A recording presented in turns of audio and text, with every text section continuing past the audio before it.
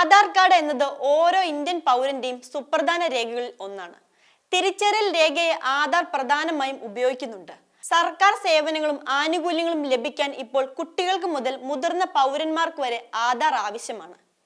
ഇനി നിലവിലുള്ള ആധാർ 10 വർഷത്തിൽ കൂടുതൽ പഴക്കമുള്ളതാണെങ്കിൽ അത് പുതുക്കാൻ unique identification authority of India ആവശ്യപ്പെടുന്നുണ്ട്. ആധാർ കാർഡ് സൗജന്യമായി പുതുക്കാൻ അവസരമുണ്ട്.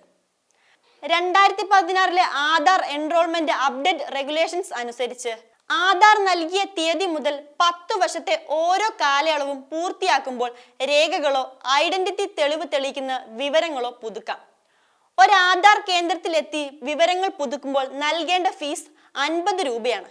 അതേസമയം ഓൺലൈനായി ചെയ്യുകയാണെങ്കിൽ ഈ മാസം 14 വരെ ഈ സേവനം സൗജന്യമാണ്.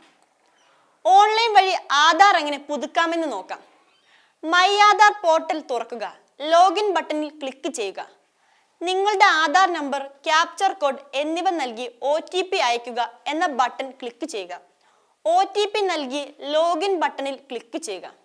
ഡോക്യുമെന്റ് അപ്ഡേറ്റ് ബട്ടണിൽ ക്ലിക്ക് ചെയ്യുക. മാർഗനിർദ്ദേശങ്ങൾ വായിച്ച് അടുത്തത് എന്ന ബട്ടൺ ക്ലിക്ക് ചെയ്യുക. മുകളിലുള്ള വിശദാംശങ്ങൾ ശരിയാണെന്ന് ഞാൻ സ്ഥിരീകരിക്കുന്നു എന്ന് എഴുതിയിട്ടുള്ള അടുത്തുള്ള ബോക്സ് ചെക്ക് ചെയ്ത് അടുത്തത് എന്നതിൽ ക്ലിക്ക് ചെയ്യുക. തിരിച്ചറിയൽ തെളിവ്, വിലാസത്തിന്റെ തെളിവ് എന്നീ രേഖകൾ അപ്ലോഡ് ചെയ്ത് സമർപ്പിക്കുക എന്നതിൽ ക്ലിക്ക് ചെയ്യുക.